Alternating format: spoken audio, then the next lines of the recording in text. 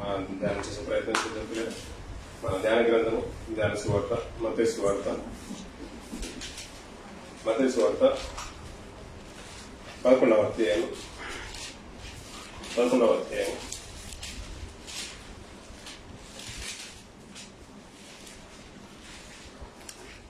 వచనం చదువు పిల్లలు. 19వ చదువు. మత్తయి సువార్త 11వ అధ్యాయం 15 నుంచి 19 వరకు చదువు. ఈ తరం వారిని దేనితో పోల్చుదును? సంత వీధులలో కూర్చుని ఉండి మీకు పిల్లల గ్రోవి ఊదితిమి గాని మీరు నాట్యమాడరైతిరి, ప్రలాపించితిమి గాని మీరు పిలుపులాటలాడుకుని పిల్లకాయలను పోలి ఉన్నారు. వచ్చిన కనుక వీడు దయ్యము పట్టిన వాడని వారు అనుచున్నారు. మనిషి కుమారుడు తిరుచును త్రాగుచును వచ్చిన కనుక ఇదిగో వీడు తిండిపోతును మద్యపానీయు సుంకర్లకు పాపులకు స్నేహితుడు నని వారు అనుచున్నారు. అయినను జ్ఞానము జ్ఞానమని దాని క్రియలను బట్టి తీర్పుపోదునని. గతించిన వారిలో మనం ధ్యానించిన మాటలు మీ అందరి మనసులో గుర్తున్నాయని అనుకుంటున్నాను. బాప్తిసం ఇచ్చిన యోహాను గారి గురించిన మాటలు, కొన్ని విలువైన మాటలు మనం ధ్యానం చేశాం. అతను ఏ విధంగా వచ్చాడో, మరి ఆయన చెరసాలకు వెళ్లిపోయిన తర్వాత తన శిష్యుల్ని పంపించేసి రాబో వాడవు నీవేనా, మరి ఇంకెవరి కొరకు మేము ఎదురు చూడాలని తన శిష్యులు వచ్చి ప్రభువుని అడిగినప్పుడు ప్రభువు కూడా ఇన్ని అద్భుతాలు జరుగుతున్నాయి, బీదలకు సువార్త అందుతుంది, మీరు కన్న వాటిని విన్న వాటిని గురించి అతనికి తెలియచేయండి అని యోహాను గారి గురించిన మాటలు అంటే ఆ శిష్యులకు తెలియజేసి శిష్యులు వెళ్లిపోయిన తర్వాత వారు వెళ్తుండగా జనసమూహం మధ్యలో కొన్ని విలువైన మాటలు అందించాడు ప్రభు యేసుక్రీస్తు. స్త్రీలు కనిన వాళ్ళు యోహాను కంటే గొప్పవాడు ఎవరు పుట్టలేదు అని మాట్లాడేశాడు. అంటే అతనుకున్న గొప్పతనం ఏంటో, ఎందుకు గొప్పవాడు అయ్యాడో గతించిన వారిలో మనం జ్ఞాపకం చేస్తున్నాం.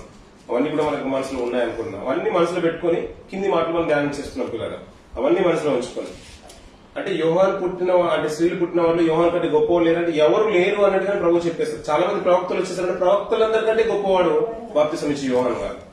అలా మాట్లాడుతూ యోహాను కంటే కూడా గొప్పవాడు ప్రభు యేసుక్రీస్తు అంటే ఆయన కంటే గొప్పవాడు ఇక్కడ ఉన్నాడని ప్రభు చెప్తున్నాడు. అలా ఆయన గురించి మాట్లాడుతూ అంత గొప్పగా చెప్పిన ఆయన వెంటనే అతని గురించి ఏమన్నాడంటే పరలోక రాజ్యంలో అల్పుడైన వాడు యోహాను కంటే గొప్పవాడు అన్నాడు. అంటే ఆయన చేసిన ఉద్దేశం ఏంటంటే తన గురించి అభ్యంతరపడ్డాడు. దాన్ని బట్టి ఒక మాట అంటే అతని స్థానాన్ని తగ్గిపోయినట్టుగా మనం చూస్తూ ఉన్నాం. ఇలాంటి మాటలన్నీ కూడా మాట్లాడుకుంటూ చివరికి కొన్ని మాటలు మనం ధ్యానం చేసాం పిల్లల. ఇంకేమనంటే బాప్తిసం ఇచ్చి యోహాను దినాలు మొదలుకొని ఇప్పటి వరకు 12వ వచనంలో పరలోక రాజ్యం బలాత్కారంగా పట్టబడుచున్నది, బలాత్కారులు దాన్ని ఆక్రమించుకొంచున్నారు అన్నారు. పరలోక రాజ్యం ఏంటంట? బలాత్కారంగా పట్టబడుచుందంట. ఒకప్పుడు లేని సంకల్పము యోహాను గారి కాలంతోనే ప్రారంభమైపోయింది. బాప్తిసం అనే సంకల్పం ఎప్పుడు ప్రారంభమైంది? యోహాను గారితోనే కాలమైపోయింది.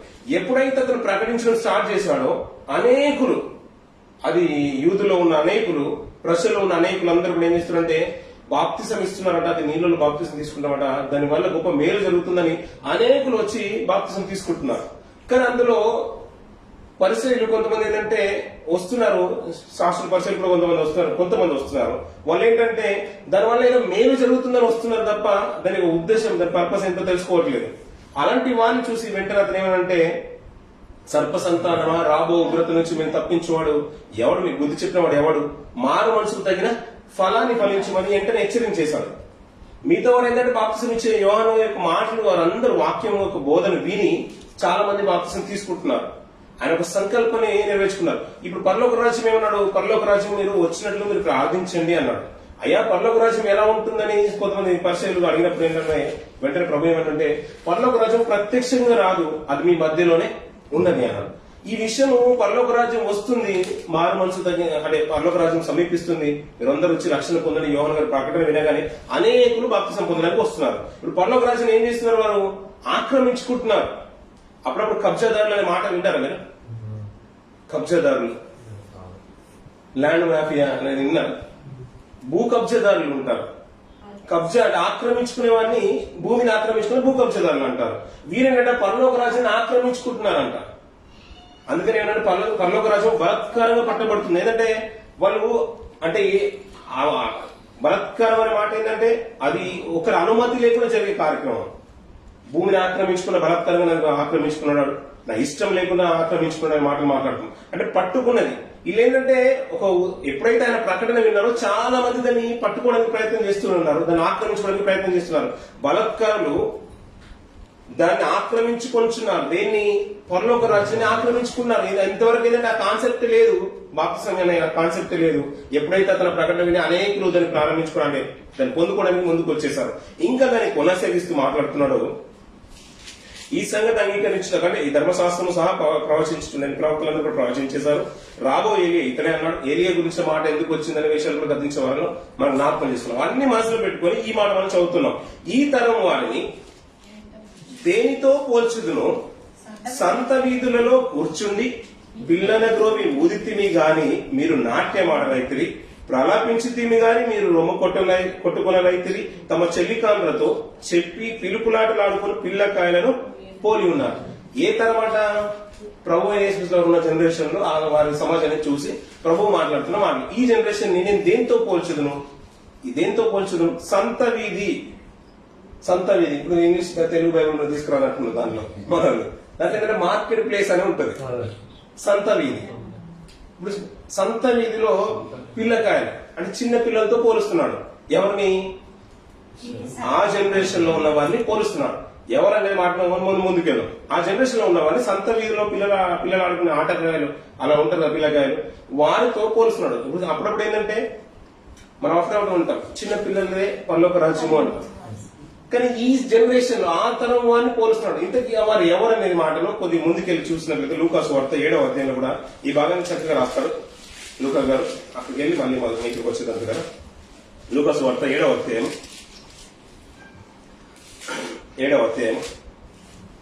29 నుంచి కొన్ని మాట చూద్దాం పిల్లలు. 32 వరకు. ప్రజలందరూ సుంకరులను విని యోహాను బోధ విని, అంటే ఆయన వచ్చి ప్రారంభించింది ఏంది? పరలోక రాజ్యము సమీపించేస్తుంది, మానసు తగిన ఫలం ఫలించండి, అంతేకాదు బాప్తిసం పొందమని ప్రకటన చేసేసాడు. ఆ బోధ విన్న వారందరూ ఏం చేస్తున్నారు? అతడిచ్చిన బాప్తిసం తీసుకున్నారు. అతడిచ్చిన బాప్తిసం పొందేశారంట. ఎవరు? అక్కడ ఉన్న జనరేషన్ అనేకులు, యూదులే గాని పరిసయ్యులే గాని చాలా మంది అతను బోధ విని బాప్తిసం పొందడానికి వస్తున్నారు. దేవుడు న్యాయవంతులని ఒప్పుకొనిరి గాని పరిసయ్యులను ధర్మశాస్త్రోపదేశకులను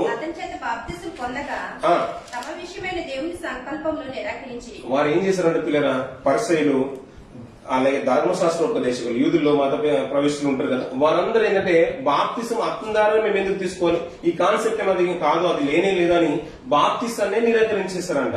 ఆయన మాట్లాడుతూ ప్రభు ఏమంటున్నాడంటే తమ విషయమైన దేవుని సంకల్పాన్ని నిరాకరించేశారంట. ఎవరు నిరాకరించారు? పరిసయ్యులను ధర్మశాస్త్రోపదేశకులు వారి సంకల్పాన్ని నిరాకరించేశారంట. అంతవరకు ఎలా ఉంది? అనేకులు బోధ విని బాప్తిసం పొందుతున్నారు, బలాత్కారంగా పరలోక రాజ్యం ఆక్రమించేసుకుంటున్నారు. పరలోక రాజ్యం మాకు కావాలని ఎప్పుడైతే ప్రకటన విన్నారో వారందరూ బాప్తిసం పొందేశారు. కానీ కొంతమంది ఉన్నారు దాంట్లో పరిసయ్యులను ధర్మశాస్త్రోపదేశకులు బాప్తిసం అతని మాటను నిరాకరించి బాప్తిసం పొందకుండా దేవుని యొక్క సంకల్పాన్ని నిరాకరించేశారన్న. అప్పుడు మాట్లాడుతున్న మాటలు కాబట్టి ఈ తరము మనుషులను నేను దేనితో పోల్చుదును? వారు దేన్ని పోలి ఉన్నారు? ఎందుకు కాబట్టి అని అంటే వీరు నిరాకరించారు కాబట్టి ఇప్పుడు ఈ తరాన్ని నేను దేనితో పోలుద్దును? దేనితో పోలుస్తారంట? సంత వీధులలో కూర్చుండి మీకు పిల్లల గ్రోవిని ఉదితిని గాని మీరు నాట్యమాడరైతిరి, ప్రలాపించితిని గాని మీరు ఏడవరైతిరి అని ఒకరితో ఒకడు చెప్పుకొని పిలుపులాటలాడుకొని పిల్లకాయలను పోలి ఉన్నారట. ఇప్పుడు ఈ పిల్లకాయలు ఎవరు? పరిసయ్యులను ధర్మశాస్త్రోపదేశులను. ఇప్పుడు ఒకప్పుడు ఏమన్నా మనం ఎప్పుడు మాట్లాడుకున్న ఇలాంటి వారిని నా దగ్గరికి రానివ్వండి, చిన్న పిల్లలదే పర్లోక రాజ్యం అన్నాడు. అలాంటి మంచి మాటను పరిశీలకు ఎందుకు వాడుతున్నాడు దేవుడు? అలాంటి మంచి మాటను ధర్మశాస్త్రోపదేశకులు ఎందుకు వాడుతున్నాడు? అది కూడా చిన్న పిల్లలు అలాంటి వారితో పోలుస్తున్నాడు.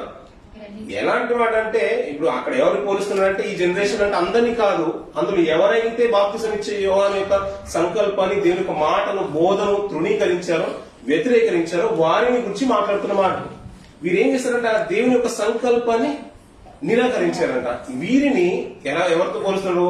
సంత వీధులలో అంటే పిల్లకాయలు ఆటలాడుకునే పిల్లకాయలతో పోలుస్తున్నానంట పిల్లలు. ఇప్పుడు చిన్న చిన్న పిల్లలు ఉన్నారు అనుకోండి, వాళ్ళు ఏం మాట్లాడుకుంటారు? బొమ్మ కావాలి. ప్రాముఖ్యంగా చిన్న పిల్లలు ఉన్నారు, వాళ్ళు ఏం ఆడుకుంటారు? నలుగురు పిల్లకాయలు కలిసినప్పుడు ఏం ఆటలు ఆడుకుంటారు?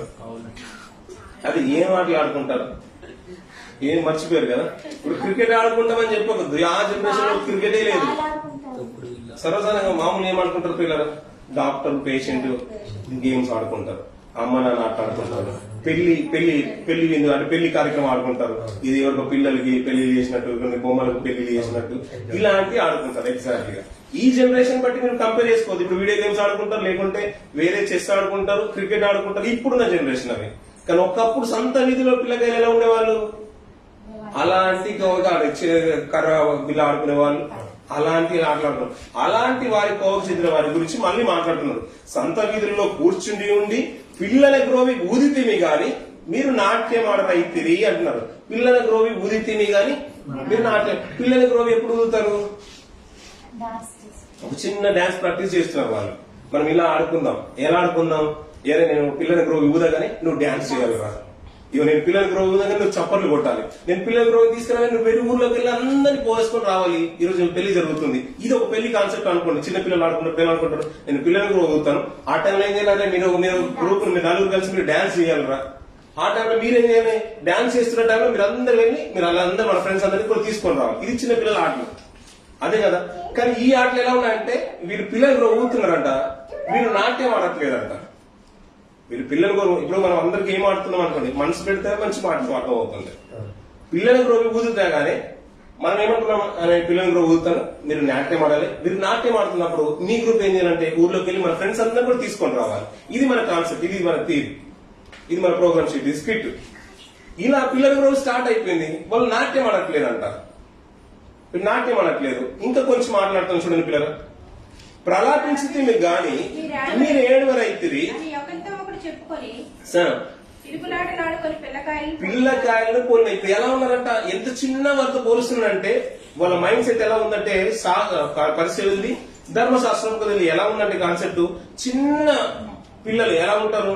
అమ్మా నేను వాడు తప్పుడుకి ఇది ఇచ్చాను, వాడు నా చాక్లెట్ లాక్కున్నాడు, అది పెన్సిల్ ఇరగొట్టేశాడు, నాకు అది ఇవ్వట్లేదు, ఎరైజర్ ఇవ్వట్లేదు, నా బుక్స్ చింపేశాడు, నా ప్లాస్టర్ చినిగిపోయింది, ఇవన్నీ మాట్లాడుతూ ఉంటారు. అలాంటి కాన్సెప్ట్ తోనే వారు పిల్లలకు ఊదరంట, వీరు నాట్యం ఆడట్లేదంట. అలాగే ప్రలాపించింది అన్నమాట. ఎప్పుడు ప్రలాపం ఎప్పుడు జరుగుతుంది? బాధల్లో ఉన్నప్పుడు. ఎవరైనా చనిపోయారు అనుకోండి, అరే మనం చనిపోయినట్టు ఆడుకుందాం రా, డాక్టర్ పేషెంట్ ఆడుకుందాం, డాక్టర్ పేషెంట్ నేను సర్జరీ చేస్తుంటాను, సర్జరీ చేయగానే చనిపోయారు, అప్పుడు నేను ఏడుస్తూ ఉంటాను, అంటే నేను ప్రలాపిస్తూ ఉంటాను. అప్పుడు మీరు ఏం చేయాలి? మీరు రొమ్ము కొట్టుకోవాలి, ఏడవాలి బాగా దుఃఖంతో. ఇలా నేను వాయిద్యాలు వాయిస్తుంటేనేమో మీరు ధ్యానం చేయట్లేదు. అంతేకాదు ఇంకొక నాటకం ఆడుతున్నాము, దాంట్లో మేము ప్రలాపిస్తున్నాము, ప్రలాప పాటలు పాడుతున్నాము, విలాప వాక్యాలు పాటలు పాడుతున్నాము. అలాంటి టైంలో మీరు రొమ్ము కొట్టుకోవట్లేదు, ఏడవట్లేదు అని వీళ్ళు కంప్లైంట్ చేస్తున్నారు. అలాంటి పిల్లకాయలతో పోలుస్తున్నాడు. ఎవరిని? పరిసయుల్ని, ధర్మశాస్త్ర శాస్త్రుల్ని. ఇంకా మధ్యస్వర్తకు వచ్చేయండి, ఇది ఇలాగ పెట్టుకుందాం, మళ్ళీ వచ్చేద్దాం. అక్కడ ఇంకో కొన్ని మాటలు మాట్లాడతాం. అదే 11వ అధ్యాయం 10వ వచనం చూద్దామా? 10వ వచనం. పిల్లల గ్రోవి ఉదితిమి గాని మీరు నాట్యమాడైతిరి, ప్రలాపించితిమి గాని మీరు రొమ్ము కొట్టుకొనైతిరి, తమ చెలికాండ్రతో చెప్పి పిలుపులాటలాడుకును పిల్లకాయలను పోలి ఉన్నారు. ఏం మాట్లాడుకుంటున్నా? పిలుపులాటలాడుకును పిల్లకాయలను పోలి ఉన్నారు. ఇప్పుడు అదే కాన్సెప్ట్ పిల్లలు సంత వీధిలో ఎలా ఉన్నారంట? సంత వీధిలో ఆటలాడుకును పిల్లకాయలను పోలి ఉన్నారని పరిసయుల్ని శాస్త్రుల్ని పోల్చి చెప్తున్నాడు. సంత వీధి మామూలు పల్లెటూరులో సంత వీధి, అప్పుడప్పుడు వారం ఒకసారి సంత వచ్చేది. అన్ని వెళ్లిపోయిన తర్వాత మిగిలిపోయిన పీకెలు, బెలూన్స్, బటర్ఫ్లై బొమ్మలు అవి ఇవి కనబడుతూ ఉంటాయి. చిన్న చిన్న బెలూన్స్ అన్ని కనబడుతుంది. అవన్నీ పోగేసుకుని పిల్లలు ఒక కొత్త కొత్త గేమ్ ఆడుతుంది. అలాంటి వారితో పోలుస్తున్నారు. ఇప్పుడు మేము అప్పుడప్పుడు ఏం చేస్తారు, చిన్న స్కిట్ వాళ్ళు ప్రాక్టీస్ చేసుకున్నారు, వాళ్ళు ఆడుకుంటున్నారు. అమ్మ నేను బీగా ఊదుతున్నాను, మ్యూజిక్ వాయిస్తున్నాను, డాన్స్ చేయట్లేదని ఆ కంప్లైంట్ తీసుకొని వచ్చి మమ్మీకి చెప్పినట్టుగా నేను ఏడుస్తున్నాను అంటే మేము పాట పాడుతున్నాము, ప్రలాప వాక్యం పాడుతున్నాము, ఈ దుఃఖంతో పాట పాడుతున్నాము, ఆ టైంలో యాక్టింగ్ చేయట్లేదు, డాన్స్ చేయట్లేదు అని మమ్మీ దగ్గరకు వచ్చి డాడీ దగ్గరకు వచ్చి కంప్లైంట్ చేసినట్టుగా ఈ జనరేషన్ ఉందంట. ఏ జనరేషన్? పరిసయ్యులను శాస్త్రులైన ధర్మశాస్త్రుల దేశకులు అలాంటి వారితో పోలుస్తున్నాడు. చిన్న పిల్లకాయలతో ఈ వీరందరూ ఎందుకు పోలుస్తున్నారంటే అక్కడ ఇంకొక రీజన్ మాట్లాడుతున్నాడు. కిందికి చూడండి పిల్లలు, అదే లూకాసు వార్త 7వ అధ్యాయం కిందికి చూడండి. పిల్లకాయలను పోలి ఉన్నారని 13వ వర్షం నుంచి ఖండించేద్దాం. 33 నుంచి. బాప్తిస్మిచ్చి యోహాను రొట్టె తినకయు ద్రాక్షరసము తాగకయు వచ్చును. ద్రాక్షరసము త్రాగకయు వచ్చును. ఇప్పుడు గతించిన వారంలో మనం ఒక మాట విన్నాం. ద్రాక్షరసం కాదు అంటే ఇతను ఏం చేశాడంట, రొట్టె తినలేదు, ద్రాక్షరసం తాగలేదు. అతను ఏం తిన్నాడు, వెడితెనను తిన్నాడు. ఇప్పుడు అతను అంటే పుట్టినది మొదలుకొని గర్భవాసి అయిన మొదలుకొని పరిశుద్ధాత్మతో నిండుకున్నవాడై, గర్భంలో పుట్టినది మొదలుకొని పరిశుద్ధాత్మతో నిండుకున్నవాడై దేవుని కొరకే దేవుని పరిస్థితుల కొరకే నిలబడిన గొప్ప ప్రవక్త పిల్లల. అలాంటి మనిషి భూమి మీద స్త్రీలు కన్న వాళ్ళు ఎవరూ లేడంట ఆ జనరేషన్ వరకు. ఆ ప్రభు మాట్లాడుతున్న మాట ఏంటంటే అతను బ్రతుకాలం అంతా కూడా అరణ్యంలోనే ఉన్నాడు. అతను మాటలు కేకలు విన్నప్పుడు మీరు అందరూ ఏదైనా పట్టణస్తులు అందరూ కూడా వెళ్లిపోయారు కదా. అప్పుడు ఏం చూడడానికి వెళ్లారు, ఆకాశంలో అంటే అరణ్యంలో రైలును చూడడానికి వెళ్ళారా, ప్రవక్తను చూడడానికి వెళ్ళారు కదా. అవును, ప్రవక్త కంటే గొప్పవాడు ఇక్కడ ఉన్నాడనే మాటలు మాట్లాడేశారు ప్రభు. ఆ ప్రవక్త బ్రతుకాలం అంతా కూడా తేనె తిన్నాడు, తేనె తాగాడు, మిడతలే తినేశాడు. కానీ అతను తేనె తినకయు అంటే తినకై ఉండి ద్రాక్షరసం తాగకుండా రొట్టె తినుకుంటూ ఉంటే మీరు మామూలుగా చూసేవారు. అతను ఏంటంటే కాన్సెప్ట్ అంతా కూడా తేనెనే తాగాలి, మిడతలే తినాలి. అరణ్యంలో ఉన్నాడు, ఒంటె చర్మాన్ని దట్టి కట్టుకొని బ్రతికేస్తాడు. అలాంటివి ఆయన్ని చూసి మీరు ఏమన్నారంటే కింద చెప్తున్నాడు, బాప్తిసం ఇచ్చి యోహాను రొట్టె తినకయు ద్రాక్షరసము త్రాగకయు వచ్చును గనుక వీడు దయ్యము పట్టిన వాడని మీరు అనుకుంటున్నారు. ఎందుకు అన్నారంటే వారు దయ్యం పట్టిన వాడని? అన్నం తినట్లేదు, ద్రాక్షరసం తినట్లేదు, ద్రాక్షరసం తాగట్లేదు, రొట్టె తినట్లేదు. దీన్ని బట్టి యోహాను గారిని వాళ్ళు ఏమంటారంటే దయ్యం పట్టిన వాడని చెప్తున్నారంట. ఎవరు? పరిసయ్యులను ధర్మశాస్త్రజ్ఞులు. దేవుని యొక్క సంకల్పాన్ని నిరాకరించింది ఎవరు? బాప్తిసం తీసుకొనక దేవుని యొక్క సంకల్పం నిరాకరించింది పరిసయ్యులను ధర్మశాస్త్రోపదేశకులు. అంటే పరలోక రాజ్యము సమీపిస్తుందని బాప్తిసం పొందుడని ఆయన ప్రకటన విన్నప్పుడు, ఆయన బోధ విన్నప్పుడు ప్రజల్లో అనేకులు బాప్తిసం పొందుకున్నారు. బలత్కారంగా పరలోక రాజ్యం పట్టబడిపోతుంది. బలత్కారులు ఎవరైతే దాన్ని ఆక్రమించుకోవాలనుకుంటున్నారో, ఇది నాకు కావాలని, ఈ భూమి నాకు కావాలి, పలానా భూమి నాకు కావాలని ఎవరైతే కబ్జాదారులు ఆక్రమించుకుంటారో ఆ రీతిగానే పరలోక రాజ్యం కావాలనుకున్న వారు చాలా మంది బాప్తిసం పొందుకొని దాన్ని కన్ఫర్మ్ చేసుకుంటున్నారు సీట్ ని. కానీ వీరున్నారు చూసారా పరిసయ్యులు ధర్మశాస్త్రోపదేశకులు, బాప్తిసం వద్దు మాకు అని దాన్ని తృణీకరించిన వారంట. వీరు వారిని ఎలా పోలుస్తున్నాడంటే సంత వీధిలో చిన్న చిన్న గేమ్స్ ఆడుకున్నప్పుడు కంప్లైంట్ చేస్తారు చూసారా, అమ్మ నేను వాడు కొట్టాడమ్మా, అమ్మ వాడు ఊదినప్పుడు ఆ పిల్లలకు ఊదినప్పుడు వాడు డాన్స్ చేయట్లేదు, నేను అక్కడికి వెళ్ళి వాడు వెళ్ళట్లేదు, అంతేకాదు నేను వేడిస్తున్నాను అంటే నేను పాట పాడుతున్నాను, ప్రలాపవాక్యం పాడుతున్నాను, దుఃఖ పాట పాడుతున్నాను, మనం చనిపోయినట్టు మేము ఆడుకుంటున్నాము, ఇప్పుడు పడిపోయినట్టు సమాధి పెట్టేసాం, అన్ని చేసాం, మేము పాడుతున్నప్పుడు వాళ్ళు ఏడవట్లేదు, రొమ్ము కొట్టుకోవట్లేదు, యాక్షన్ చేయట్లేదు అని చిన్న చిన్న కంప్లైంట్ చేసే అలాంటి పిల్లకాయలతో పోలుస్తున్నాడు దేవుడు.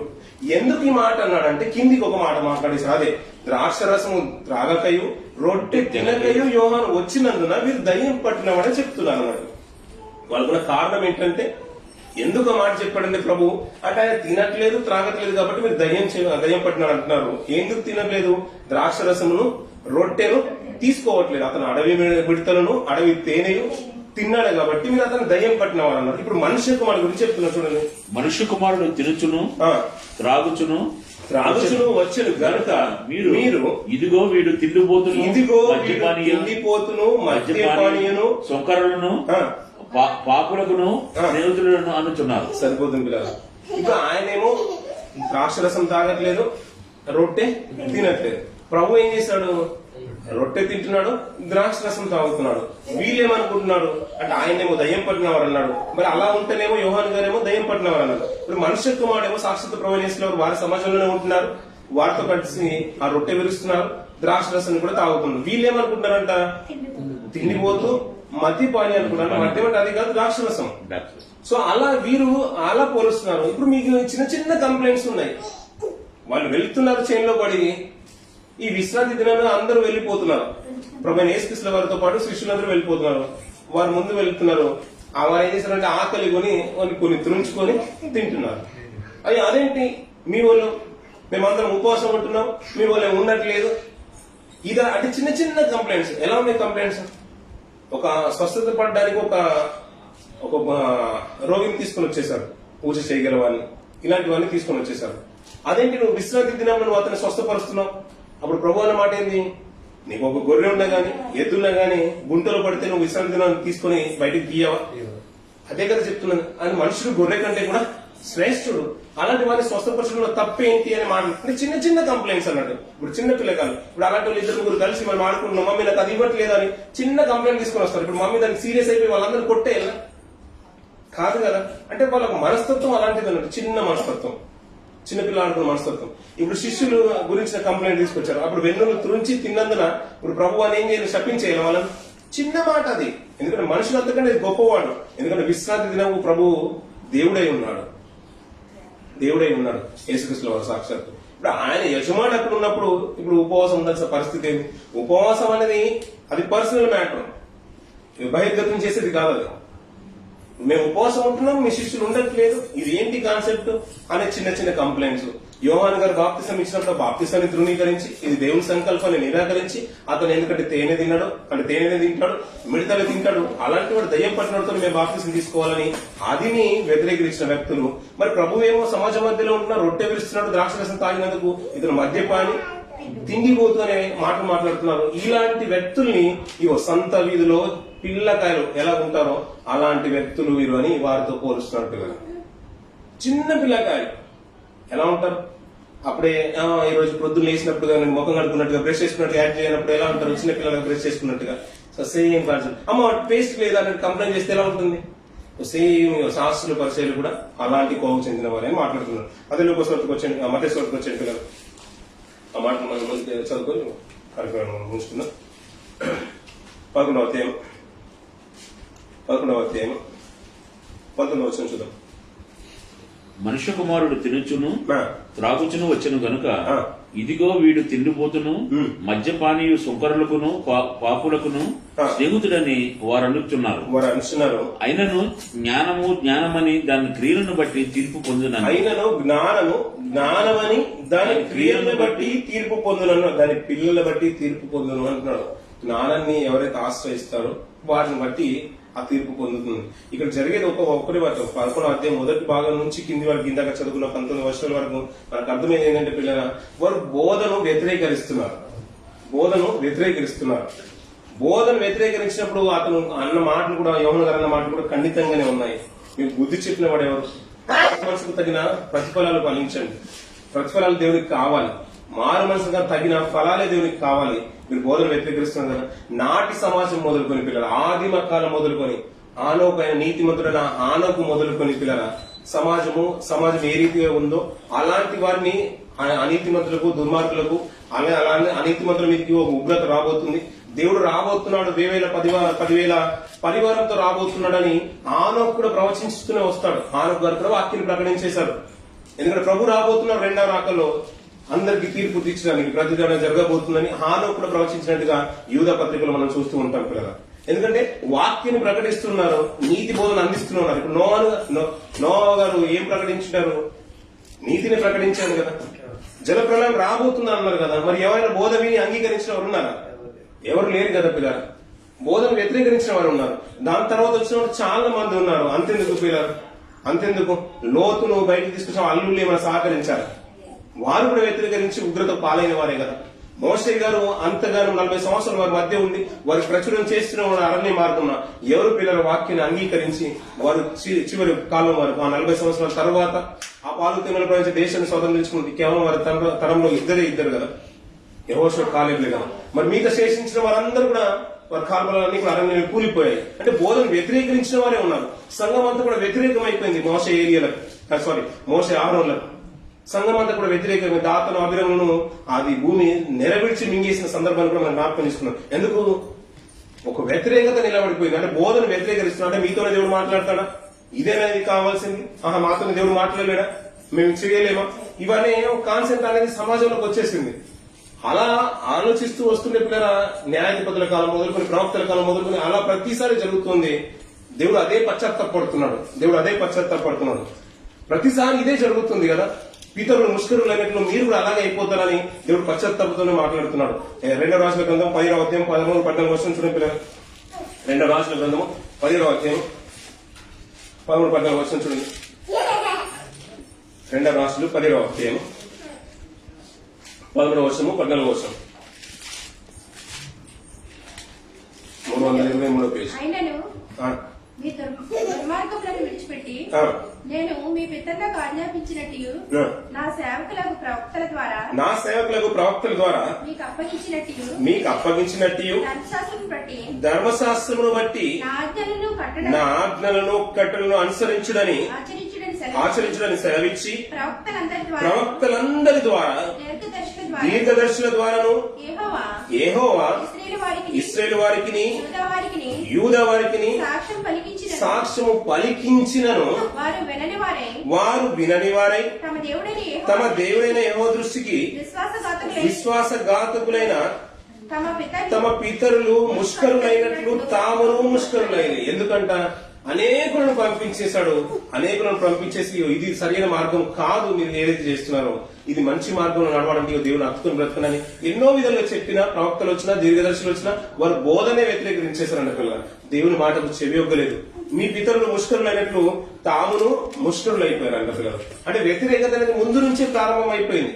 ఇప్పుడు యోహాన్ గారి కాలం వచ్చేసే వరకు పిల్లల అనేకులు ఒక విధమైన కాలంలో ఉన్నాడు. ఎందుకంటే మాలకి గ్రంథం తర్వాత చాలా మటుకు కొత్త నిబంధన స్టార్ట్ అయ్యే వరకు ఇంచుమించు 400 సంవత్సరాల వరకు ప్రవక్త అనేవాడు లేరు వాళ్ళకు. ఆ తర్వాత వచ్చిన మొట్టమొదటి ప్రవక్తనే యోహాన్ గారు. అతను వచ్చి ప్రకటించిన వెంటనే చాలా మంది అరణ్యంలో కేకలు వినబడే అనేకులు వెళ్లిపోయారు. వెళ్లిపోయిన వారిలో నిజంగా మాకు కావాలి పనులకు అనుకున్న ఆయన ప్రవచనం విని, ఆయన బోధ విని అంగీకరించిన వారు కొందరు పిల్లలు అనేకులు వస్తున్నారు. వీరు మాత్రం ఏం చేశారంటే దాన్ని వ్యతిరేకరిస్తున్నారు. బోధన వ్యతిరేకరించి దేవుని యొక్క సంకల్పాన్ని నిరాకరించారు. బాప్తిసం అనే సంకల్పం దేవుని యొక్క సంకల్పం. దాన్ని నిరాకరించిన వారు పరిశీలు, శాస్త్రులు, ధర్మశాస్త్ర ఉపదేశులు వీరు చిన్న పిల్లల్ని పోలి ఉన్నారు అన్నాడు. అంతేకాదు పిల్లల యేసుక్రీస్తు వారిని మనం చేర్చుకున్నారు. ఆయన తర్వాత వచ్చిన యేసుక్రీస్తు వారిని మనం చేర్చుకుంది. ఎప్పుడు ఆయన చంపుదామనే కదా పసిగట్టి మరి పగబట్టి మరి పెంచుకుంది. వారి బోధన కూడా వ్యతిరేకించడానికి ప్రయత్నం చేస్తూనే ఉన్నారు. ప్రజల్ని ప్రలోభ పెట్టేశారంట. అతనికి వ్యతిరేకంగా యూదులకు ఆయన్ని తీసుకుని వచ్చేసి రోమ ప్రభుత్వానికి అప్పగించిన తర్వాత ప్రభుత్వంలో యూదలో వారు ప్రజల్లో ఒక విప్లవం తీసుకుని వచ్చేసారు. సిలువ వేయండి, సిలువ వేయండి ప్రభుత్వం చూపిస్తున్నారు. అంటే వీరు అధికారులందరూ కూడా పక్కనే ఉన్నారు. వీరని సిలువ వేయండి ప్రజల్లో విప్లవం తీసుకుని వచ్చి ప్రజలందరూ కూడా వ్యతిరేకంగా లేపుతున్నారు. వారి బోధను వ్యతిరేకరించినట్టుగా తయారైపోయారు. దాని తర్వాత వచ్చిన అపోస్తుల బోధలు చూడడానికి అంగీకరించిన వారు చాలా మంది సంఘంగా కూడుకున్నారు. అంగీకరించిన వారు, తృణీకరించిన వారు చాలా మంది ఉన్నారు. పిల్లలు పౌలు గారు సాక్షాత్తు ప్రకటన స్వార్థ పరిచర్లో ఉన్నప్పుడు, ఆ మిషనరీస్ లో ఉన్నప్పుడు ఆయనకి వ్యతిరేకమైన ఆలోచనలు చాలా, అంటే ఆయనకు వ్యతిరేకంగా చాలా ఆలోచనలు కొనుక్కున్నారు వారు. అపోస్తల కార్యం 13వ అధ్యాయం ఒక మాట చూసుకొని ముగించుకున్నారు. 13వ అధ్యాయం అపోస్తల కార్యం 13వ అధ్యాయం 44-45 వచ్చిన చూద్దాం పిల్లలు. 46 వరకు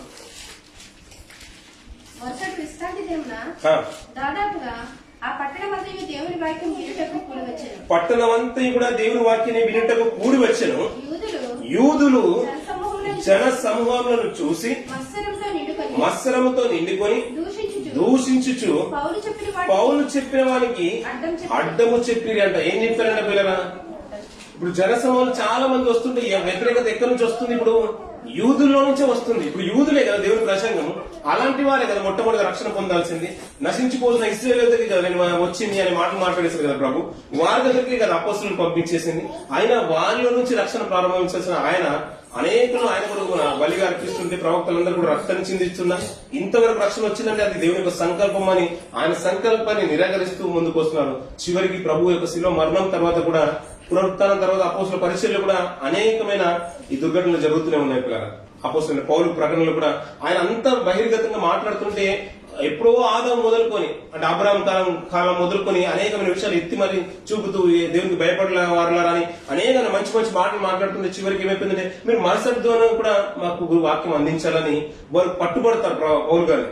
మరుసటి దినం కూడా మీరు వాక్యాన్ని ప్రకటించాలని అనేకులు వచ్చేసారు. అలా అనేకులు కూడి వచ్చిన విధానం బట్టట ఈ యూదులు మత్సరంతో పౌలు గారి యొక్క వాక్యానికి అడ్డుపడుతున్నారంట పిల్లలు.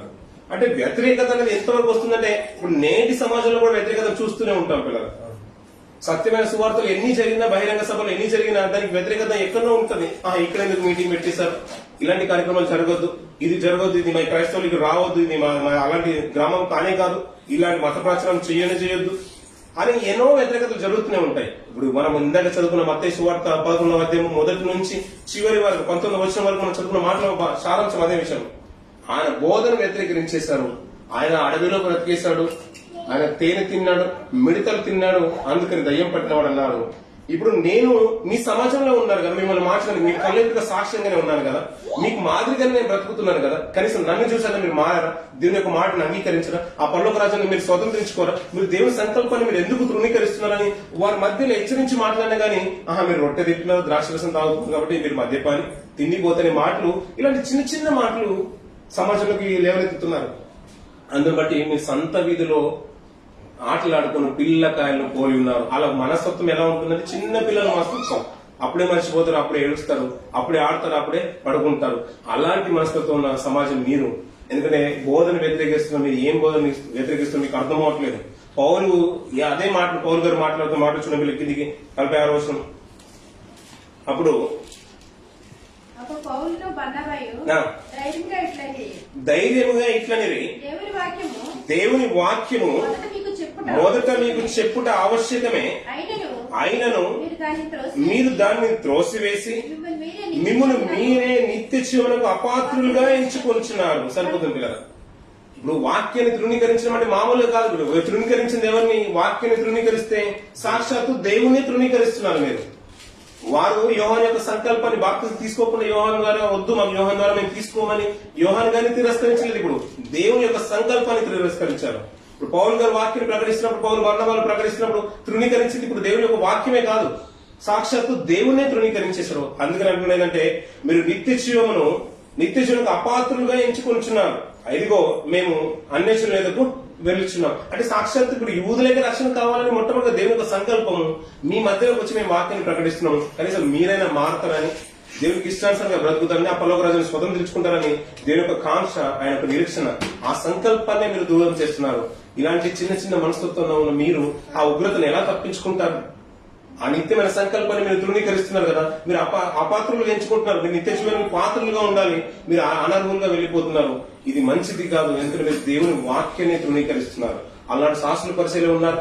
రాను సమాజంలో అపోస్తుల బోధ ఆదిమ సంఘంలో కూడా ఇలాంటి యూదులు మత్సరంతో నింపుకున్నవారు చాలా మంది యూదులు అని చెప్పుకుంటూ, యూదులు కాకయే యూదులు అని చెప్పుకుంటూ దేవుని ప్రజలుగా చెప్పుకున్న వారు కూడా వాక్యాన్ని తృణీకరించిన వారు ఉన్నారు. పిల్లలు నేటికి అదే జరుగుతుంది. పిల్లలు క్రైస్తవులను చెప్పుకుంటాం కానీ సావాసులకు దూరంగా ఉంటాం, క్రైస్తవులుగా చెప్పుకుంటాం కానీ క్రిస్మస్ కి వస్తాం, క్రైస్తవులుగా చెప్పుకుంటాం కానీ అప్పుడప్పుడు పండుగలకు కనబడతాం, క్రైస్తవులుగా చెప్పుకుంటాం కానీ ఏ రోజు ప్రార్థించిన దాఖలు ఉండవు. పిల్లలు అంటే మనకి అంతా తెలుసు అనే కాన్సెప్ట్ లోకి వెళ్ళిపోతాం అన్నట్టు. అంటే మా దేవుడే, మా నానే కదా, ఏమనడం అనే ఫీలింగ్ లో ఉంటాం అన్నట్టు.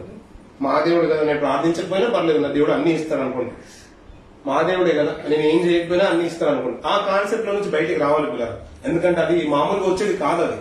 ఎందుకంటే ఈ బాప్తిసం ఇచ్చే యోహాను గురించి గత వారంలో మనం జ్ఞాపకం చేసుకున్న మాట ఏంటంటే, అతను బ్రతుకాలం అంతా కూడా పరిశుద్ధాత్మతో నిండుకున్నవాడు భూమికి వచ్చిన తర్వాత అతని సువార్త ప్రకటన ఎలా ఉందంటే, నా వెనుక వచ్చేవాడు నాకంటే గొప్పవాడు, అతనికి మార్గం సరళం చేయడానికి నేను వచ్చేసాను గొప్పగా ప్రకటన చేస్తున్నాడు. చివరికి ఏమైపోయింది? అతను శిరచ్ఛేదనం చేయబడ్డాడు. అంత నీతిగా బ్రతికిన ఆయన శిరచ్ఛేదనం చేయబడ్డాడు బ్రతుకు కాలంలో.